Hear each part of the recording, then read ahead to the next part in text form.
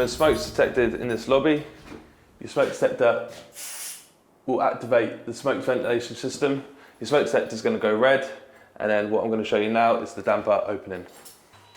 On activation of the smoke detector in the lobby, your smoke damper is going to open on the level that the fire has been detected. On activation of the smoke vent system, your header says AOV will open on every single level, as you can see from above.